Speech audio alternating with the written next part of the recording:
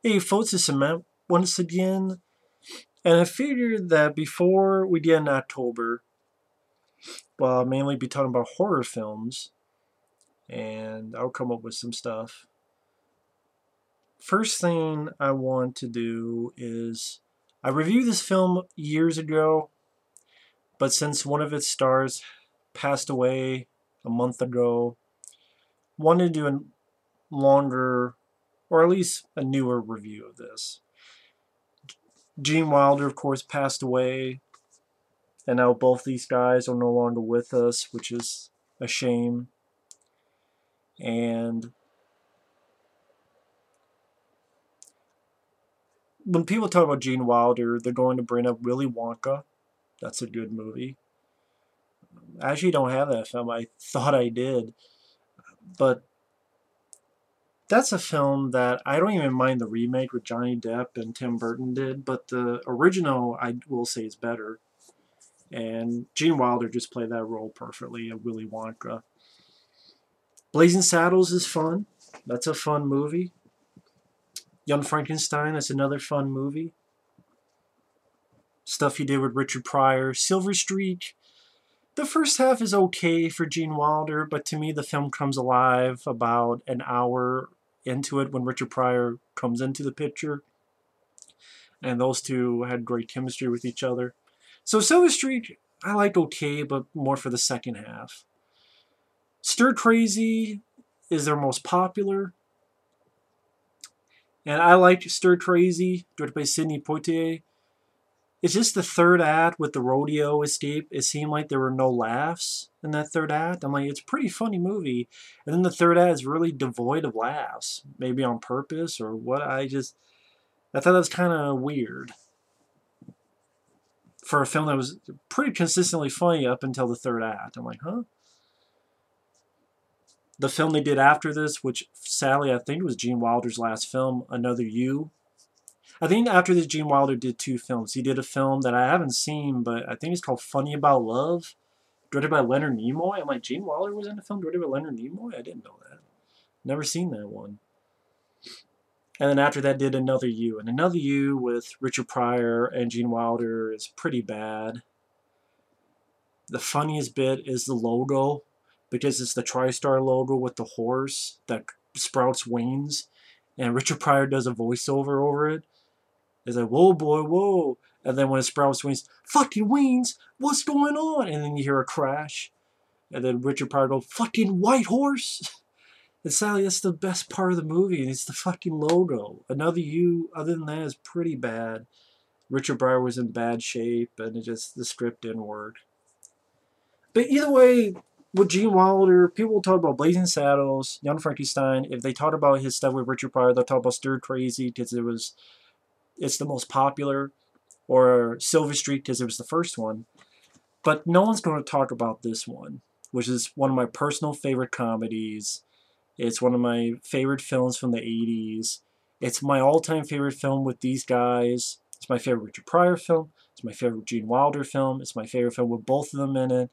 It's just one of my personal favorite comedies. I bought this a while ago when Gene Wilder passed away. And I'm like, I want to see this again.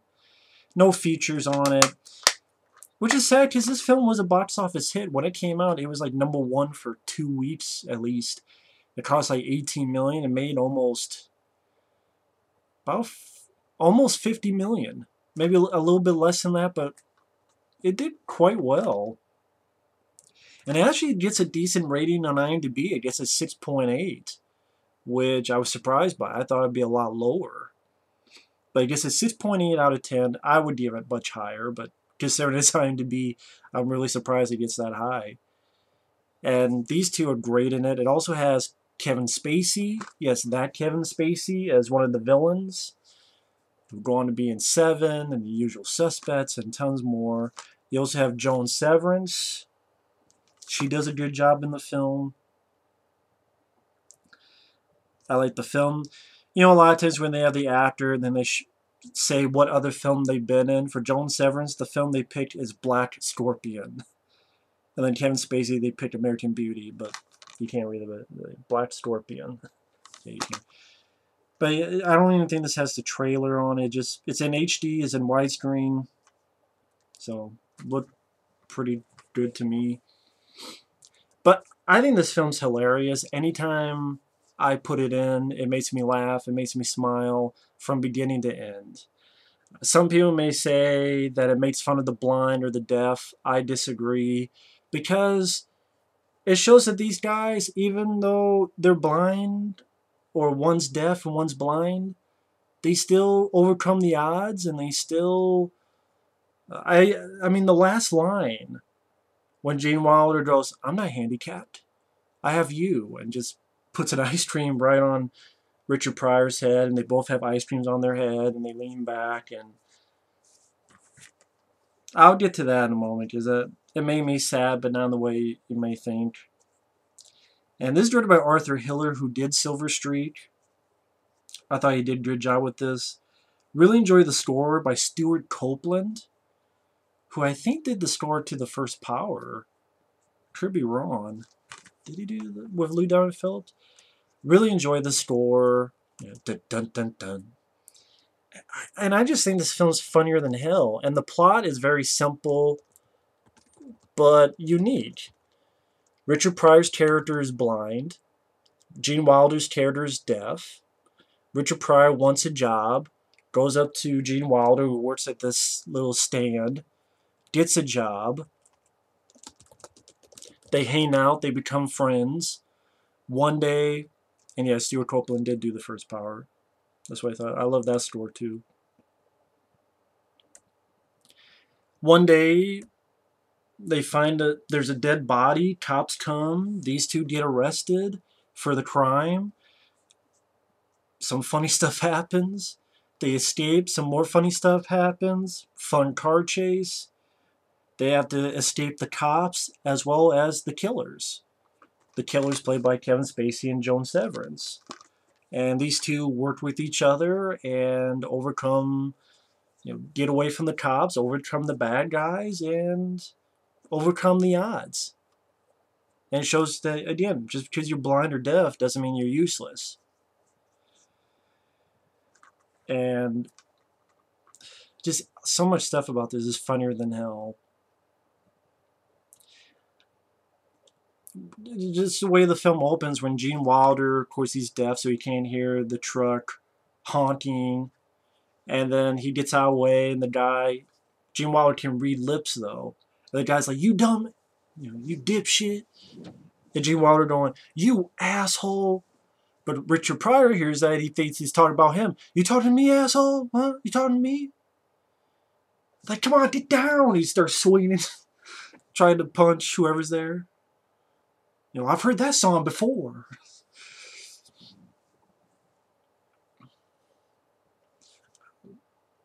And Richard Pryor's sister is trying to ease him down. And Richard Pryor and his sister get on the subway. And Richard Pryor's trying to read a newspaper. And she's going, "Why do you keep doing this? You're blind." And that'd be like saying, that you're white. And Richard Pryor stands up and goes, "I'm not white? Well, I thought it was white.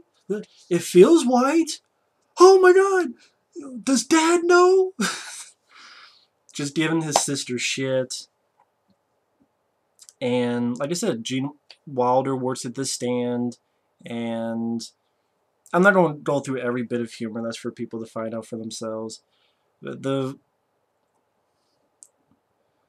bit when Gene Wilder and Richard Pryor first meet up, that's really funny. And then when Richard Pryor is, "I want to introduce you to a friend of mine, Harvey Wallbanger." And it's a drink, and they go to this bar. And this guy starts fucking with Gene Wilder. And Richard Pryor stands up for him. And Richard Pryor's like, "Oh, I think I heard my mating call. Stand up." And the guy's like, "I am standing." And Gene Wilder's trying to talk him down. "Come on, Wally." I think this tears Wally. "He'll punch a hole through your head." And Richard Pryor's like, "Fuck him in his holes." That's a line I love. "Wally, stop it. He's going to punch a hole through your head. Fuck him in his holes." And Gene Wilder helps him out by telling him, 12 o'clock. 8 o'clock, and going back and forth. So it was Richard Pryor being blind, fighting, beating up another guy, and they get to a little bit of a bar fight. And then leads to Joan Severance coming in, and ultimately this guy who was there at the stand, Gene Wilder's little stand, some deal with coins. He gets killed. They get fingered for the murder. They get arrested. And like I says, you have some really funny stuff.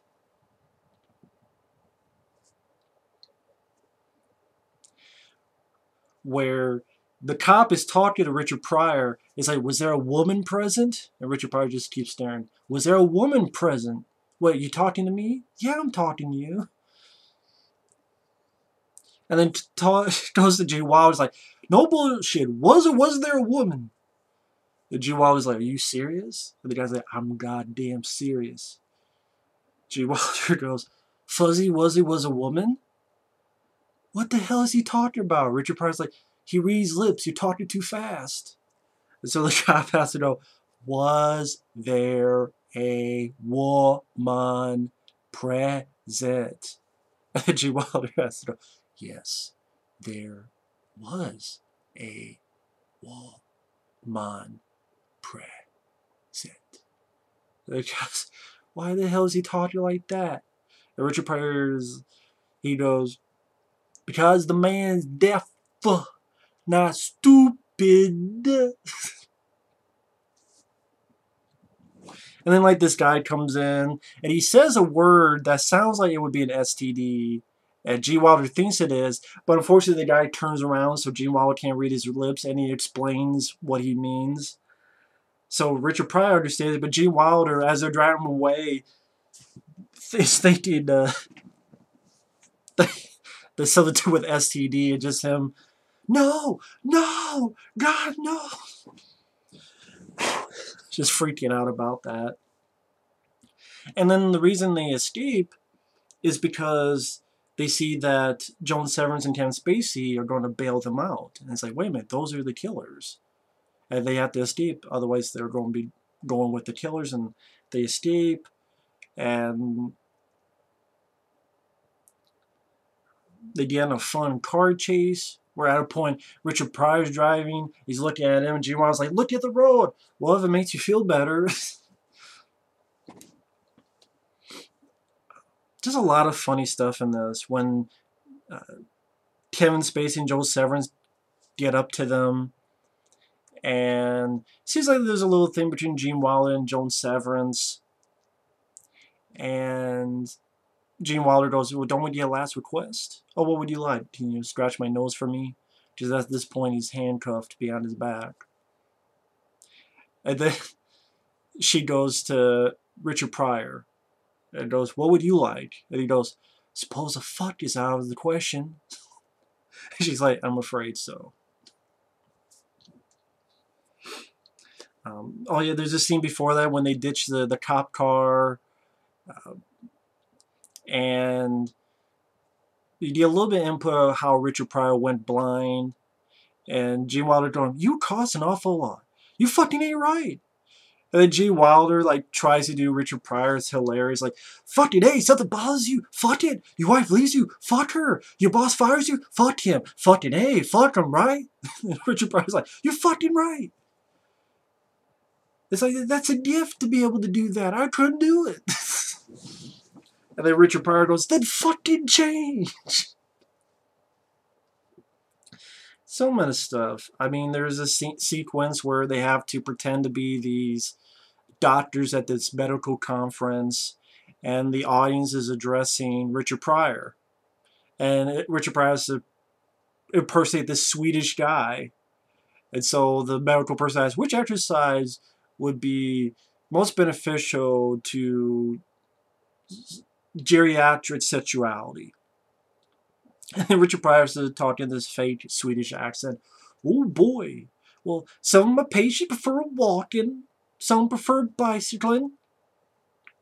Prefer best results. Most of them like fucking. You know, punta, punta, punta. I like it myself, you know. 1 in the morning, late at night. And late at night. And Richard Pryor does something, and they're looking to see if it's alright, and Gene Wilder goes, "Don't touch the head."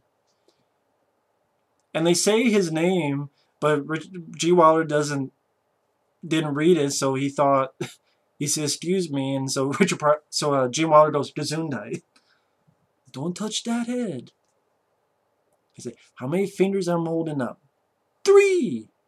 That's good. That's good. It's close. It seems much funnier than I'm making it out to be. And it moves at a fast pace. It doesn't feel, I mean, it's an hour and 40-some minutes, but it feels so quick. And it's R-rated, and it doesn't need to resort to... There is one boner joke, and I will say it's actually one of the funnier ones. Because he's going to try to get some stuff out of Joan Severance's apartment, and she's in the shower, and he needs to get to her stuff, her purse. And she comes out, and he puts his fingers in his pocket, and it's like, put your hands up. And she puts her hands up, and you don't see her naked in that bit. I think you might have seen a little bit earlier. I can't remember it. Maybe I was imagining. I did see Joan Severance naked in my mind. But they have a little conversation, and as he leaves, he takes his hand out, but the bulge is still there, so it was, I gotta find the line. Where he tells Richard Pryor later on.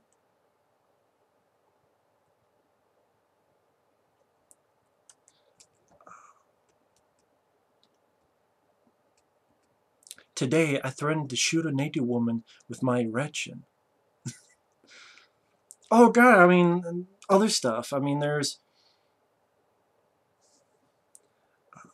when doing the Swedish Doctor thing, and Gene Wilder goes, "What's the first thing that pops in your brain?" And Richard Pryor goes, "Pussy." Richard Wilder's amazing, he's cured. Or when they're in prison, you have this fun bit where they're trying to take Gene Wilder's picture, and Gene Wilder can't see the woman because she's behind a camera. So she keeps telling Gene Wilder, "Tell him to not move. Don't move." And then so Gene Wilder's like this.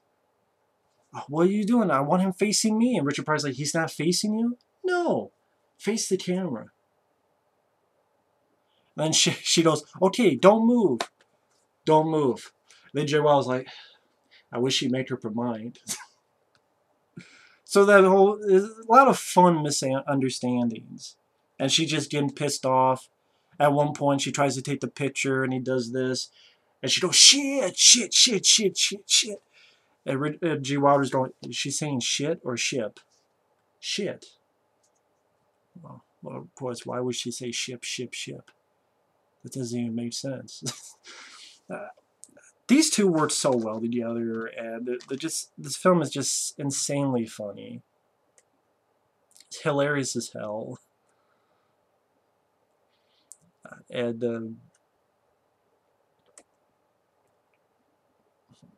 what was the other? There was another line I was thinking of.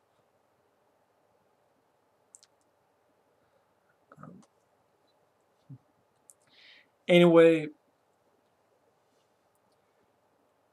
long story short, they get to this place where the bad guys are at, and Richard Pryor's sister has been taken, and they rely on each other to help out. And one interesting thing is at the end, when the main bad guy, I thought this was a nice twist I did not see coming the first time I saw it. It's pretty unique. And that's the main bad guy. I forget the actor's name. It's like I know I recognize him in other stuff. The bad guy is blind as well.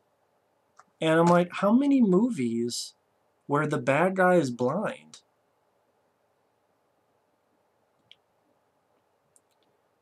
I like when Richard Pryor comes in and goes, "Oh, so you're the fat foot that runs this place." And the bad guy uses hearing, and you have this great scene where it's two blind guys trying to find where they're at, so they're both looking straight ahead, and they're going like this. Then they think they hear something, so they both turn like this. They keep going back and forth. and then at one point like trying to find a weapon, and I'm like, that's very unique. I don't remember many movies where the bad guy at the end is found to be blind.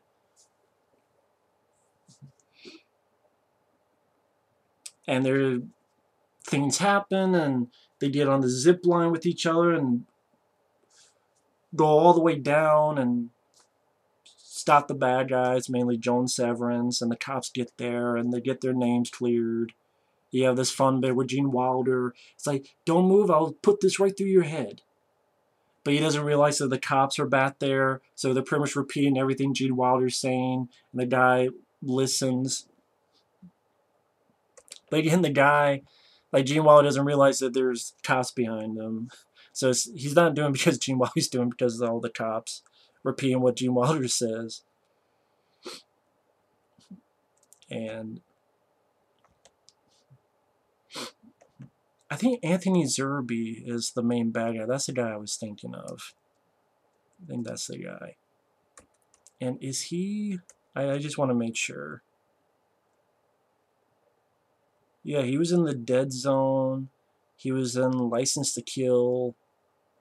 That's right. Sorry. Yeah, he was in The Dead Zone with David Cronenberg's The Dead Zone. He was in Steel Dawn. That's right. I remember him, Steel Dawn. Patrick Swayze film. License to Kill. And... oh, yeah. He was in Star Trek Insurrection. That's right.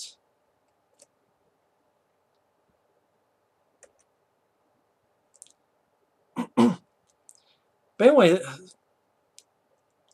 the way the film ends, it's touching to me.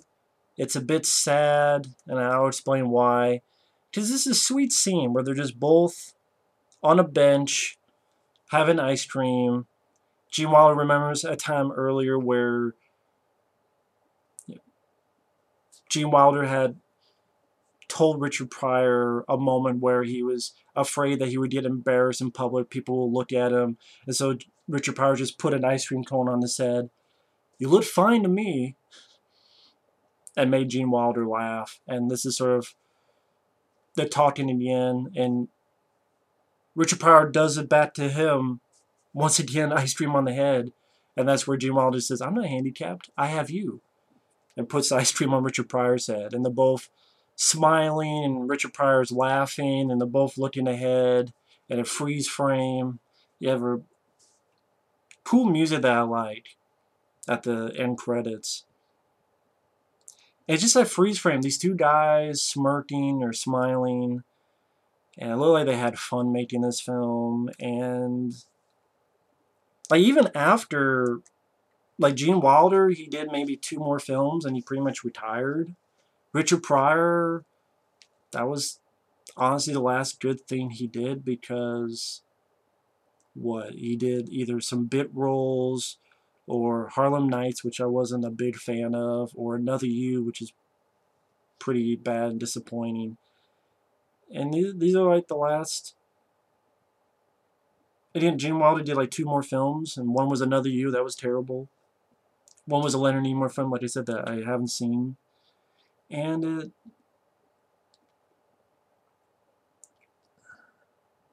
yeah, watching it, it's like these guys are no longer with us. Richard Pryor passed away a while ago. Gene Wilder passed away. Like these guys, like they're gone. They're gone, but they're not forgotten. It's just, you know, all the laughs just from this one film alone. I mean, other films they made me laugh as well, but this will always be my favorite. To me, it's just funny from beginning to end, and I guess in a weird way, as I'm watching, it was sad because knowing that these guys are no longer with us, both of them. But I could say at least thank you to Richard Pryor and Gene Wilder. Thank you for the laughs. Thank you for the memories. Wherever you guys are, hopefully you guys are resting in peace. Thank you for making me laugh ever since I was a kid with this movie. Thank you for making me laugh today with this movie. It'll always be one of my personal favorite comedies. I think it has a good little heart to it as well. And